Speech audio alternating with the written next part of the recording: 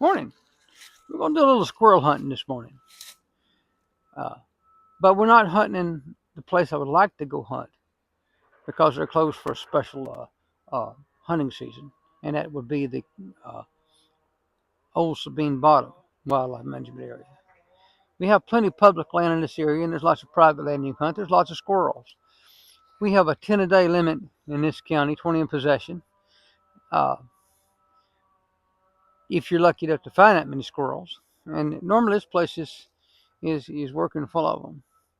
But it's a little windy today, and windy days are really challenging for squirrel hunting because there's just too much movement and too much noise, and the squirrels don't like it. They don't get out and stir very much. But I'm going to show you the things that I look for when I'm squirrel hunting. The tool we're using today is a GAMO Swarm MAXXIM break barrel pellet gun.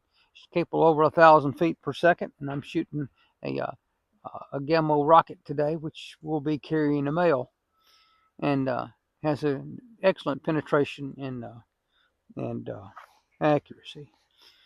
So let's get with it, and I'll explain to you about squirrel hunting as we go. When you're squirrel hunting, you're looking for movement.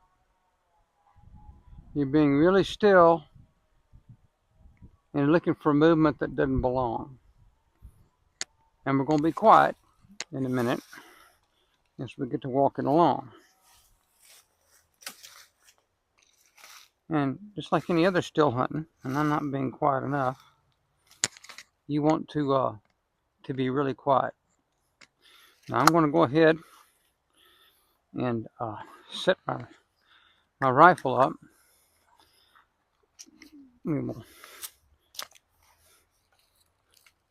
This is so easy to cock. Now I've gotten used to that big heavy duty one. You got a 10 round clip with this gun. 10 round magazine. And we're going to move slowly through here. Now I don't expect to see any squirrels, but we're hunting right in the middle of their food source. These oaks down here, they drop a lot of acorns on the ground. The pecan trees over by the house drop a lot of pecans on the ground. And the squirrels really like these bushy areas. They get up and they'll make a nest in the hollow of an old tree. Sometimes they'll make a nest that's exposed. Now I'm looking at one right there in that fork. But they'll make a nest a lot nastier than a bird.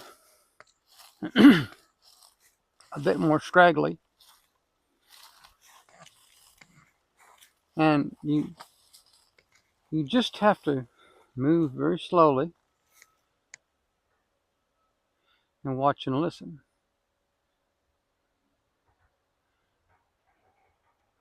And hopefully you'll see something.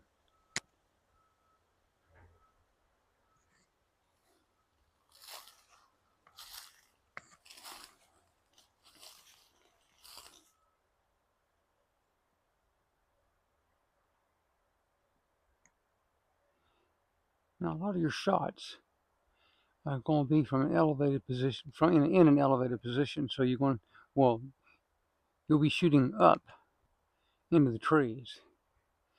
So it's not a bad idea to elevate your practice targets into the trees.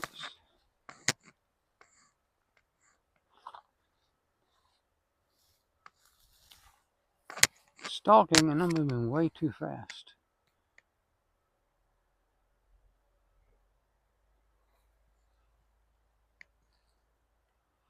Something more like this.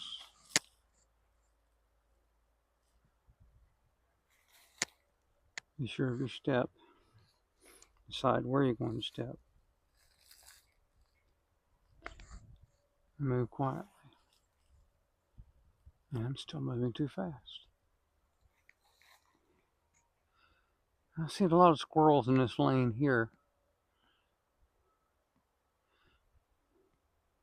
but we may or may not see them this morning.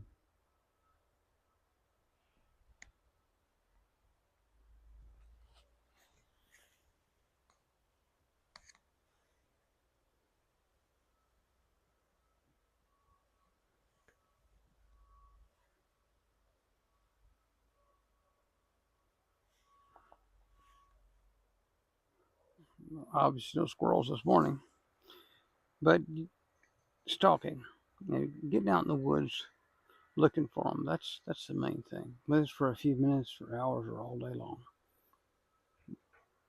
that's a piece of hunting. Well, I do have one in the tube, and it's cocked, so I'm going to try to hit the target with it.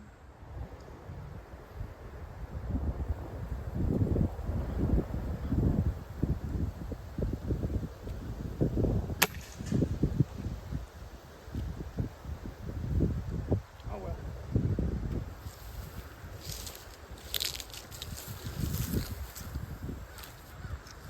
Now, when using a swarm with these magazines, you don't have to worry about putting your fingers in the jaws of death. And what can happen sometimes is when you break open air gun and